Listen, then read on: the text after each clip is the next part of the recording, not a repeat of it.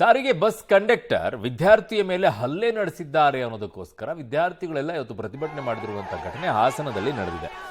ಹಾಸನ ನಗರದ ಚನ್ನಪಟ್ಟಣದಲ್ಲಿರುವಂತಹ ಸಾರಿಗೆ ಬಸ್ ನಿಲ್ದಾಣದಲ್ಲಿ ಈ ಘಟನೆ ಆಗಿರೋದು. ಹೆಚ್ಚಿನ ಸಂಖ್ಯೆಯಲ್ಲಿ ನಗರ ಸಾರಿಗೆ ಬಸ್ಗೆ ವಿದ್ಯಾರ್ಥಿಗಳು ಹತ್ತಿದ್ರು. ವಿದ್ಯಾರ್ಥಿಗಳಿಂದ ಬಸ್ ತುಂಬಿದ್ರಿಂದ ಡೋರ್ನಲ್ಲಿ ನಿಂತಿದ್ದವರನ್ನ ಕೆಳಗಿಳಿಯುವಂತೆ ಕಂಡಕ್ಟರ್ ಹೇಳಿದ್ದಾರೆ. ಈ ವೇಳೆ ಬಸ್ ಕಂಡಕ್ಟರ್ ಹಾಗೂ ವಿದ್ಯಾರ್ಥಿಗಳ ನಡುವೆ ವಾಗ್ವಾದ ಆಗಿದೆ.